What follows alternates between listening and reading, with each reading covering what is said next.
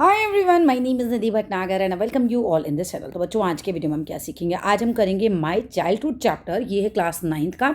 इसके हम करने वाले हैं लाइन बाय लाइन हिंदी में एक्सप्लेनेशन। बहुत ही अच्छे से एक एक वर्ड के साथ मैं आप लोगों को ये चैप्टर समझाने वाली हूँ। At the end of the video आपको ये चैप्टर बिल्कुल अच्छे से क्लीन होने वाला है। तो चलो जी, स्टार्ट करते हैं अपनी वीडियो को। Can you think of any scientist who have also written their autobiography? अच्छा, डोंट वरी, आपकी बुक की एक एक लाइन यहाँ पर है, so you need not to open your books. ठीक है, आप चाहो तो डायरेक्ट ही पढ़ सकते हो, कोई टेंशन नहीं है उसमें। Can you think of any scientist? आप क्या किसी वैज्ञानिक के बारे में जानते हो who have also written their autobiography, कि जिसने अपनी कोई आत्मकथा लिखी हो? ऑटोबायोग्राफी क्या होती है? आत्मकथा। APJ Abdul Kalam, whose projects in space, defense, and nuclear technology guided India into 21st century.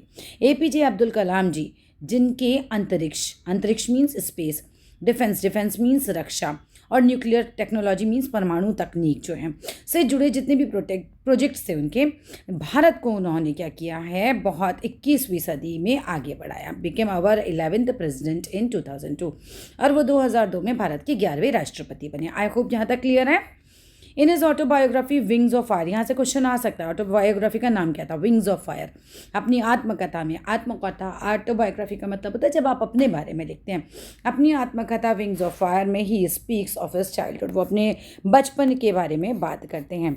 I was born into a middle class Tamil family, मेरा जन्म जो हुआ वो कहते हैं एक तत्कालिक, मतलब उस समय के मद्रास राज्य के एक द्वीपीय नगर में हुआ था। In an island town, island क्या हुआ? यहाँ पे सारे में पानी पानी पानी पानी पानी है, और उसके बीच में जो जगह होती है दैट इज़ आइलैंड। अब ये इस तरीके के समुद्र के बीच में एक आइलैंड टाउन था, टाउन नगर को कहते हैं। वहाँ पर एक तमिल परिवार में रामेश्वरम के इनका जन्म हुआ था। अर्स्टवाइल मद्रास स्टेट, जो एक मध्यम वर्गीय जो है तमिल परिवार में इनका जन्म हुआ था, हम कह सकते हैं।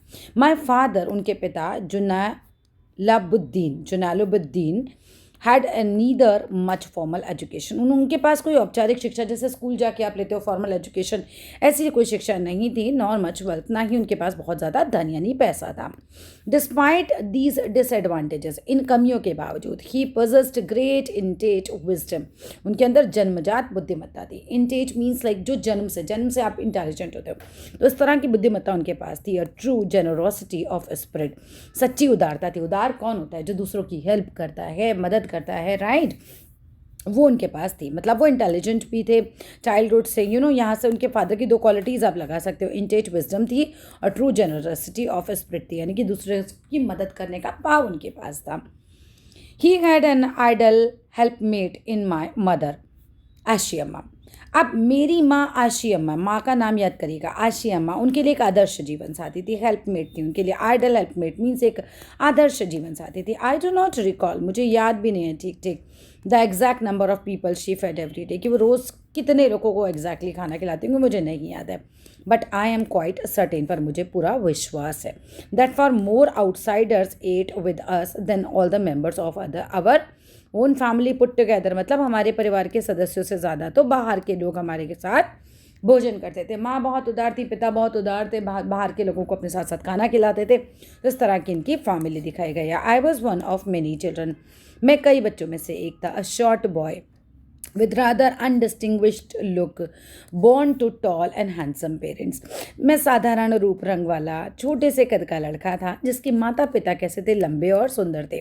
ठीक है, अब्दुल कलाम जी ने अपने बारे में ये लिखा है कि मैं बहुत ही सिंपल दिखता था, बहुत साधारण दिखता था, एक शॉर्ट बॉय था, मतलब मेरा कद ज़्यादा नहीं था। अनडिस्टिंग्विश्ड लुक्स थी, मतलब कोई ऐसे खूबसूरत नहीं था मैं कि मुझे कोई देखते ही जो है पहचाने, इस तरह का नहीं था मैं, बहुत साधारण मेरा लुक था। We lived in our ancestral house, हम अपने पुश्तैनी घर में रहते थे। एंसेस्ट्रल हाउस होता है जो हमारे दादा परदादा वगैरह का घर होता है, which was built in the middle of the 19th century, जो कि 19वीं सदी के बीच में बना था। It was a fairly large pucca house, ये काफ़ी एक पक्का हाउस था, made of limestone and brick, जो कि चूना पत्थर और ईंटों से बना हुआ था। तो मेरा घर कैसा था? चूना पत्थर और ईंटों से बना था और पक्का था। On the mosque street in Rameswaram, कहाँ पर था? पूरी लाइन पढ़ते हैं। वो रामेश्वरम की मस्जिद वाली स्ट्रीट पे, यहाँ पे मस्जिद थी ना, उस सड़क पर था, और वो चूना पत्थर और ईंटों से बना हुआ एक पक्का घर था। इनका घर कैसा था? बिल्कुल अच्छे से समझ आ गया। आगे चलो। माए My austere father used to avoid all inessential comforts and luxuries. मेरे सादगी भरे पिता, मतलब इस तरह के जो कि बहुत सिंपल होते हैं, लाइक उस तरह के मेरे पिता थे। क्या करते थे? अवॉइड करते थे जितने भी इनएसेंशियल कंफर्ट्स हैं, मतलब गैर ज़रूरी सुविधाओं को, ऐशो आराम से वो बिल्कुल दूर रहते थे। खुद को जो ज़रूरी है बस वो उसके ऊपर फोकस करते थे, जो ज़रूरी नहीं है अपनी सुविधाओं के ऊपर वो ऐसा कोई खर्चा नहीं करते थे। इस तरह के ऐशो आराम से वो हमेशा दूर ही रहा करते थे। हाउएवर फिर भी all necessities were provided for, सारी जितनी भी हमारी नेसेसिटीज़ थी, आवश्यक चीज़ें थी, वो हमें मिल जाती थी in terms of food, medicine, clothes. माने हमें फूड भी मिल जाता था, हमें मेडिसिन मिल जाती थी, हमें कपड़े मिल जाते थे, उतनी ज़रूरतें हमारी पूरी होती थी। लेकिन पिताजी को अनावश्यक चीज़ें हमारी खरीदना है, शो आराम में बहुत ज़्यादा पिताजी का खुद का रहना, ये सब उन्हें बहुत ज़्यादा पसंद नहीं था, मतलब उससे दूर ही रहते थे। In fact I would say mine was a very secure childhood, बल्कि मैं तो कह सकता हूँ मेरा बचपन जो था वो बहुत ज़्यादा सिक्योर था, both materially and emotionally. Like मेरा भौतिक रूप से, मतलब हमारे पास सब चीज़ें थी, खाना पीना था, सब कुछ था, और भावात्मक रूप से भी, इमोशनली भी, क्योंकि माता पिता बहुत प्यार करते थे, तो हर तरीके से हम सुरक्षित थे। यहाँ पर कुछ वर्ड मीनिंग्स हैं जो इस फर्स्ट पेज में आए हैं, मैं आपको दिखा दे रही हूँ। आप चाहो तो कोई मीनिंग नहीं समझ में आ रहा हो तो स्टॉप करके वीडियो को आप अच्छे से देख भी सकते हो। चलो अभी नेक्स्ट पेज पे आ जाते हैं। The second world war broke out in 1939। 1939 में दूसरा विश्व युद्ध हो जाता है।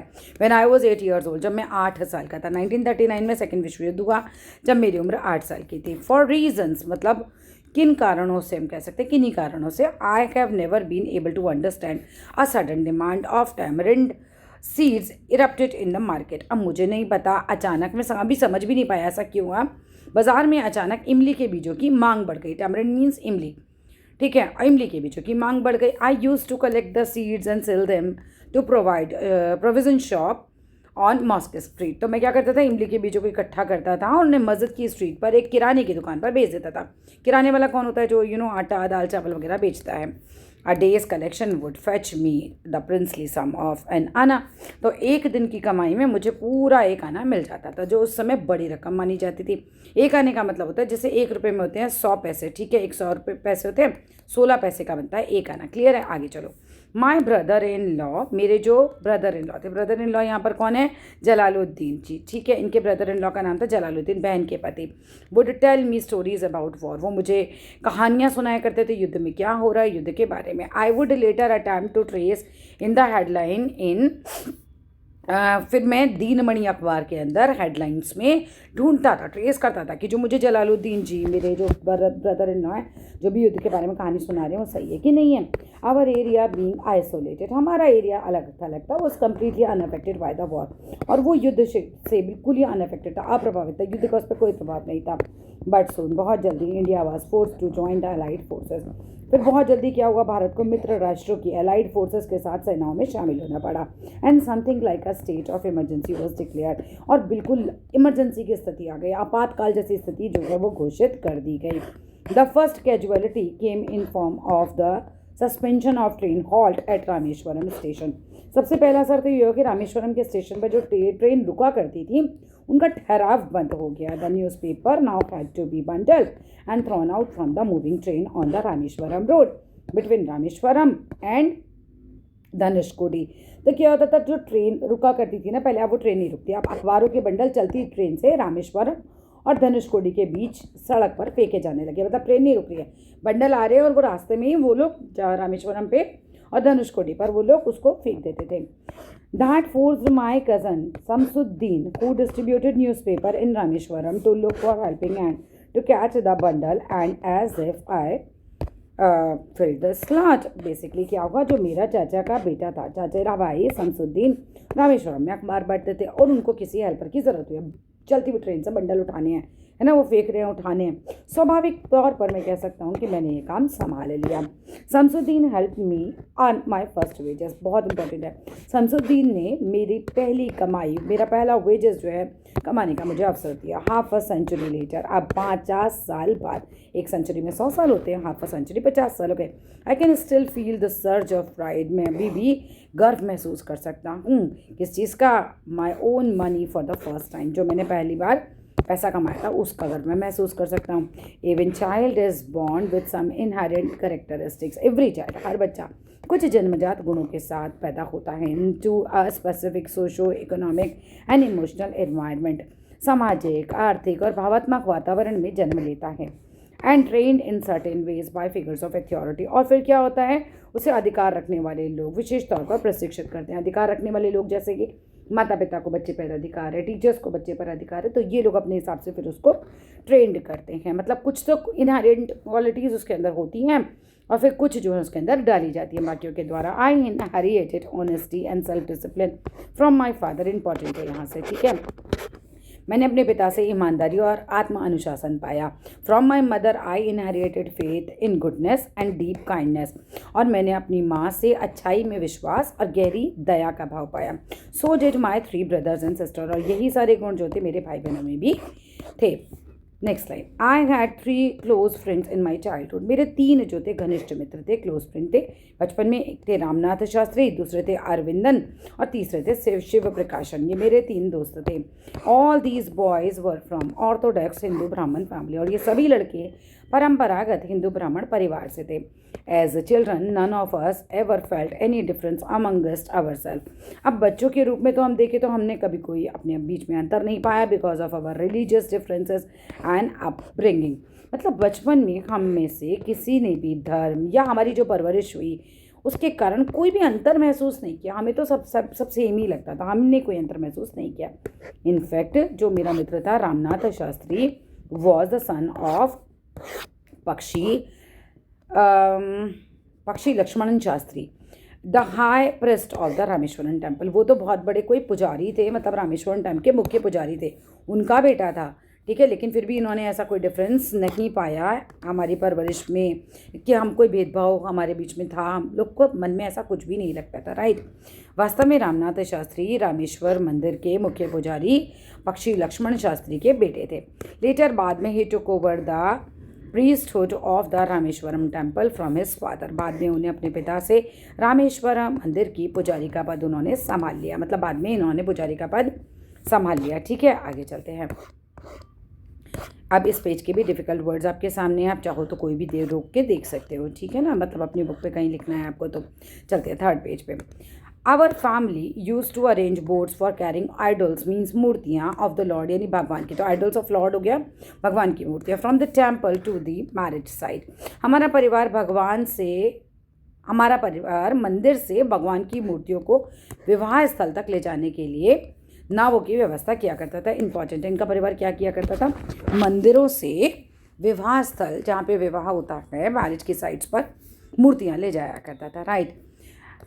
Aravindan went into business of arranging transport for visiting pilgrims. मतलब अरविंदन जिनका दोस्त था उसने तीर्थयात्रियों के आने जाने के लिए परिवहन ट्रांसपोर्ट की जो है व्यवस्था उसका व्यवसाय चला लिया। मतलब वो वैसा व्यवसाय करने लगे। एंड शिव प्रकाशन जो इनके मित्र थे बिकेम आ कैटरिंग कॉन्ट्रैक्टर। वो एक कैटरिंग के कॉन्ट्रैक्टर बन गए। भोजन जो भी साउदर्न रेलवे में उपलब्ध कराते थे। तो मतलब ये इनका काम था कि ट्रेन में भोजन को उपलब्ध कराना, बेसिकली उसके कॉन्ट्रैक्टर ये बन गए थे। शिव प्रकाशन कौन क्या बना, इंपॉर्टेंट है। पैराग्राफ देखो नेक्स्ट 5th वाला। During the annual Shri Sita Rama Kalyanam ceremony. अब वार्षिक सीताराम विवाह समारोह के दौरान, सीताराम मतलब जो हमारे भगवान हैं उनके विवाह समारोह के दौरान की बात करें। Our family use to arrange boards. हमारे परिवार जो था वो बोर्ड्स को अरेंज करता था with special platform for carrying idols for the lord and from the temple to the marriage site. हमारा परिवार भगवान की मंदिर से भगवान की मूर्तियों को विवाह स्थल तक ले जाने के लिए विशेष मंच यानी प्लेटफॉर्म वाली नाव की व्यवस्था करता था। Situated in the middle of the pond called Ram Tirtha which was near our house. जो हमारे घर के पास स्थित राम तीर्थ नामक तालाब के बीच में था। Events from the Ramayana and from the life of prophet यानी कि पैगंबर साहब were the bedtime stories. तो रामायण की घटनाएं, पैगंबर के जीवन की कथाएं सोने से पहले सुनाई जाने वाली कहानियों में से थी। मतलब इनकी दादी इनको सुनाया करती थी। My mother and grandmother, मेरी माँ और मेरी दादी would tell the children in our family. कहानियाँ जिन्हें मेरी माँ और दादी हमारे परिवार को बच्चों को सुनाया करती थी।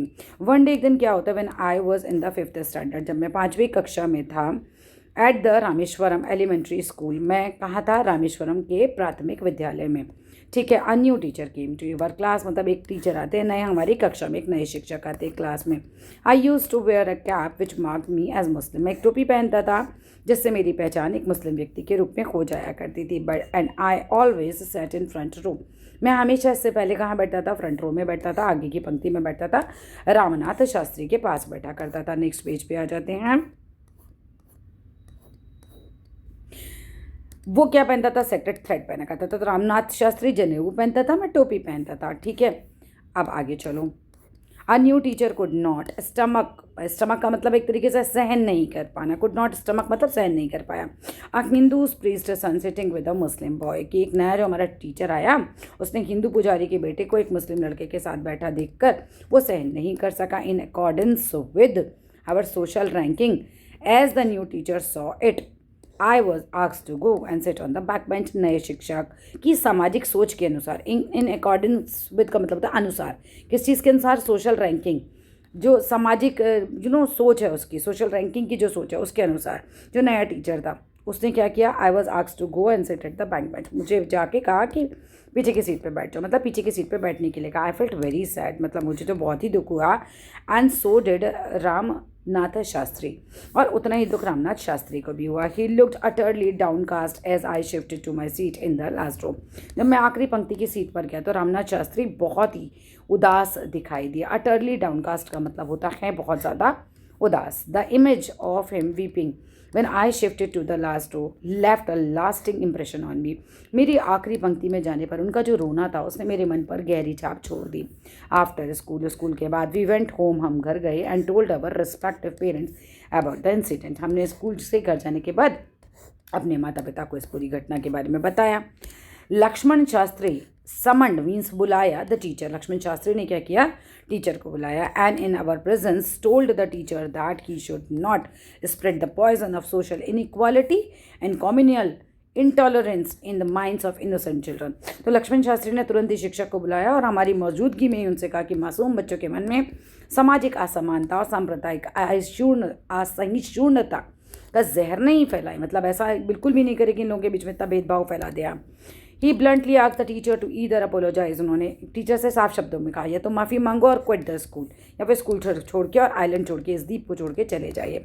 Not only did the teacher regret his behaviour, ऐसा नहीं था, मतलब टीचर को केवल अपने व्यवहार पे पछतावा ही नहीं हुआ बल्कि the strong sense of conviction, जो कि मतलब बिल्कुल इतना दृढ़ उनके अंदर भाव था, आस्था थी लक्ष्मण शास्त्री की, conveyed ultimately reform has young teacher, उनके यंग टीचर जो थे वो भी पूरी तरह से उन्होंने उनको सुधार दिया था एक तरीके से। शिक्षक ने कहा केवल अपने व्यवहार पर पछतावा नहीं किया बल्कि लक्ष्मण शास्त्री की जो दृढ़ आस्था थी और जो सच्चाई थी उसने अंततः क्या किया? युवा शिक्षक को भी सुधार दिया। Coming to the next page. I always sat in the front row next to the Ramanath Shastri, मैं हमेशा आगे की पंक्ति में रामनाथ शास्त्री के पास बैठता था। ऑन द होल, कुल मिलाकर अगर हम बात करें, the small society of Rameswaram was very rigid in terms of the segregation of different social groups. Rameshwar का छोटा सा समाज अलग अलग सामाजिक समूहों के भेदभाव के मामले में बहुत कठोर था। ठीक है, रामेश्वर का छोटा सा जो समाज था अलग अलग सामाजिक समूहों के भेदभाव के मामले में बहुत कठोर था। हाउएवर, फिर भी माय साइंस टीचर, जो मेरे साइंस टीचर थे शिव सुब्रमण्यम अय्यर, मतलब उनके यहाँ सभी लोग मानते थे भेदभाव जहाँ वो रहते थे, राइट। लेकिन इनके जो टीचर थे शिव सुब्रमण्यम अय्यर, दो एन ऑर्थोडॉक्स ब्राह्मण थे वो, जबकि एक परंपरागत ब्राह्मण थे with a very conservative wives, और उनकी पत्नी कैसी थी? बहुत ही ज़्यादा रूढ़िवादी थी, पुराने विचारों की थी, वॉज समथिंग अ रिबेल। लेकिन ये जो टीचर थे थोड़े से विद्रोही थे, मतलब ये नहीं मानते थे भेदभाव ज़्यादा, वहाँ जहाँ ये रहते थे वहाँ के लोग मानते थे। इन्होंने क्या किया? He did his best to break social barriers, इन्होंने अपनी तरफ से पूरी कोशिश करी इस सामाजिक दीवार को तोड़ने की, that people from varying backgrounds could mingle easily, है ना, ताकि अलग अलग पृष्ठभूमि के लोग जो हैं आसानी से घुल मिल सके। तो ये जो सामाजिक भेदभाव था इसको तोड़ने की कोशिश करते थे। He used to spend hours with me and would say, वो घंटों मेरे साथ बिताते थे और कहा करते थे, Kalam, I want you to develop so that you are on par with highly educated people of the big cities. Kalam, मैं चाहता हूँ कि तुम इतना विकास करो कि बड़े शहरों के उच्च शिक्षित लोगों के बराबर खड़े हो सको।